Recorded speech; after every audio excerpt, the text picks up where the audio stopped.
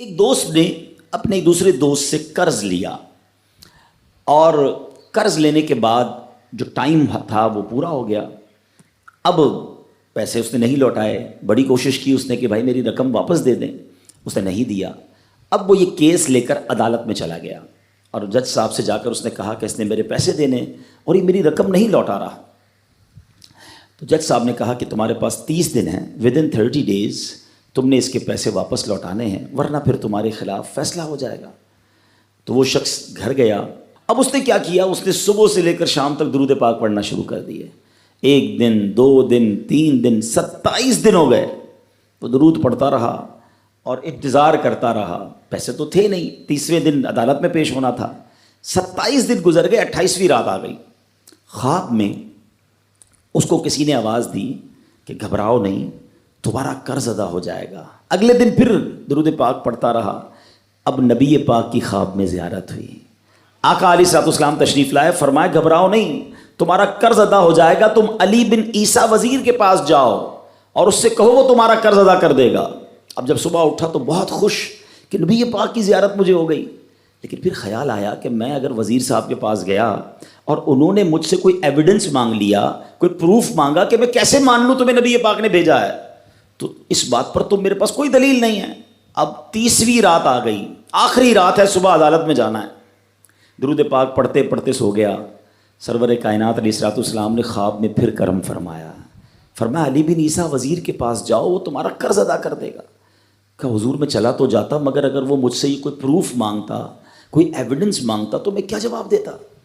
پیارے آقا علیہ الصلوۃ والسلام نے فرمایا کہ ایسا کرو, اسے یہ کہنا کہ آپ کا ایک راز ہے جو آپ جانتے ہیں اور رب جانتا ہے, اور وہ راز یہ ہے کہ آپ روزانہ فجر کے بعد 5000 بار درود پاک پڑھتے ہیں, اور جب تک درود پاک مکمل نہیں ہوتے آپ کسی سے بات نہیں کرتے. اب جب صبح اٹھا تو بہت مطمئن کہ اب تو دلیل بھی آ گئی ہے. پہنچ گیا صبح علی بن عیسیٰ وزیر کے پاس. اس کا دربار لگا ہوا ہے. اس نے پیغام بھجوایا کہ میں علی بن عیسیٰ وزیر صاحب سے اکیلے میں ملنا چاہتا ہوں, پیغام لایا ہوں. درباری نے آ کر پوچھا, وزیر صاحب پوچھ رہے ہیں کس کا پیغام لایا ہو؟ کہا میں نبی پاک علیہ الصلوۃ والسلام کا پیغام لایا ہوں. فوراً وزیر صاحب نے بلا لیا. کہا فرمائیے. کہا مجھے میرے آقا علیہ الصلوۃ والسلام نے کہا ہے کہ آپ میرا قرض ادا کر دیں. میں 3000 دینار کا مقروض ہوں. Today is the last day in the court. آج مجھے کورٹ میں پیش ہونا ہے. اگر آج میں نے اپنا قرض ادا نہ کیا تو مجھے جو ہے وہ سزا ہو سکتی ہے. علی بن عیسیٰ کہتا ہے میں بالکل آپ کا قرض تو ادا کر سکتا ہوں, مگر مجھے کیسے پتہ چلے, کوئی دلیل ہے, کوئی پروف ہے کہ آپ کو نبی پاک علیہ الصلوۃ والسلام نے بھیجا ہے؟ کہتا ہے ہاں, خالی ہاتھ نہیں آیا, آقا نے دلیل بھی عطا فرمائی ہے. اچھا بتائیے کیا دلیل ہے؟ کا دلیل یہ ہے کہ آپ کا ایک راز ہے جو صرف آپ جانتے ہیں اور آپ کا رب جانتا ہے. 5000 ٹائمز ڈیلی آپ درود پاک پڑھتے ہیں فجر کے بعد, اور جب تک یہ درود پورے نہیں ہوتے آپ کسی سے بات نہیں کرتے. آپ ذرا پہلے تھوڑی دیر کے لیے امیجن کریں کہ جو وزیر 5000 بار روز درود پڑھتا ہوگا وہ عاشق رسول کیسا ہوگا. اس کی تو لاٹری نکل آئی نا, وہ تو خوشی سے جھوم اٹھا, کہتا ہے مرحبا یا رسول اللہ, میرے درود پاک قبول ہو گئے, بہت خوش. اب ابھی بیٹھے ہیں آپ, کمرے میں گیا, واپس آیا اور 3000 نہیں 9000 دینار لے کر آیا. کہتے 3000 تو نبی پاک کا حکم, مرحبا یا رسول اللہ, 3000 اور لیجئے, آپ نے اتنی اچھی خبر مجھے سنائی, اتنا پیارا خواب سنایا, آپ کے قدم میرے گھر تک آئے, اور 3000 مزید لے جائیے, اس سے اپنے بچوں کے لیے کوئی کاروبار شروع کیجئے, اور ایک وعدہ بھی کیجئے, زندگی میں آئندہ جب بھی آپ کو کوئی ضرورت پڑے گی نا, آپ میرے پاس آئیں گے, میں آپ کا بھائی ہوں. اب یہ دیوانہ بڑا خوش ہو کر عدالت پہنچا. اچھا everybody expecting over there, سب یہ سوچ رہے تھے کہ یہ اس نے آج گرفتار ہی ہونا ہے, کیونکہ تھا ہی کچھ نہیں اس کے پاس, پہلے ہی کہہ دیا تھا کہ میں کولیپس ہو گیا ہوں. اب عدالت میں جاتے ہی اس نے 3000 دینار جج صاحب کو دے دیے کہ صاحب اس کا میرا قرضہ ادا کر دیں, میں جو ہے وہ اپنے قرضے سے بری ہونا چاہتا ہوں. جج صاحب ہوتے ہیں, انہوں نے کہا قرضہ تو ادا کر دیں گے, پہلے بتاؤ پیسے لائے کدھر سے ہو؟ تم تو کہتے تھے پیسے نہیں تھے تمہارے پاس, اتنی بڑی رقم کیسے انتظام کی؟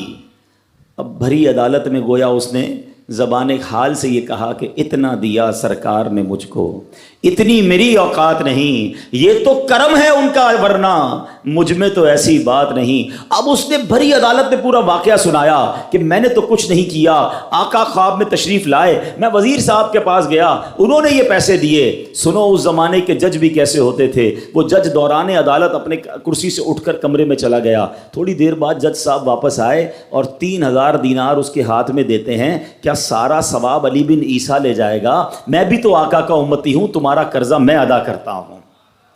اچھا، اب جس نے کیس کیا تھا، سبحان اللہ، کیا ماحول تھا، کیا انداز تھا، کیا دل تھے، وہ بھی تو دیکھ رہا ہے، کہتا ہے میں بھی تو آقا کا امتی ہوں، رکے ذرا، کاغذ قلم دیجئے، بندے کو میں قرضہ ہی معاف کر دیتا ہوں۔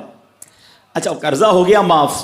اب جو 3000 جج صاحب نے دیے تھے، وہ بندہ کہتا ہے جج صاحب ہوں واپس لے لو، میرا تو قرضہ ہی ادا ہو گیا۔ تو جج صاحب کہتے ہیں جو پیسے آقا کے نام پر نکال دیے میں نے واپس نہیں لینے، یہ سارے تم ہی لے جاؤ۔ اب یہ 12000 دینار لے کر یہ عاشق رسول جھومتا ہوا اپنے گھر پر جا رہا ہے۔ اے میرے پیارے اسلامی بھائیوں، ایک رات پہلے ایک سنگل پینی اس کے پاس نہیں ہے، اور اگلے دن 12000 دینار ہیں۔ درود پاک وہ وظیفہ ہے جو دل سے پڑھا جائے تو سبحان اللہ یہ مصیبتوں کو ٹالنے والا وظیفہ ہے، یہ پریشانیوں کو دور کرنے والا وظیفہ ہے۔ اور یہ میں نہیں کہہ رہا، خود سرور کائنات علیہ الصلوۃ والسلام کی حدیث ہے جس کا مضمون ہے کہ جو پریشانیوں میں ہو، جو مصیبتوں میں ہو، اس کو چاہیے کہ مجھ پر درود پڑھے، کہ درود پریشانیوں کو لے جاتا ہے، مصیبتوں کو لے جاتا ہے۔ ایک شاعر نے کیا خوب لکھا ہے، اور واقعی حق لکھا ہے، ہر درد کی دوا ہے صلی علی محمد، ہر درد کی دوا ہے صلی علی محمد، تعویذ ہر بلا ہے صلی علی محمد۔ تو ہمیں چاہیے، خاص طور پہ ربیع الاول کا مہینہ ہے، کثرت سے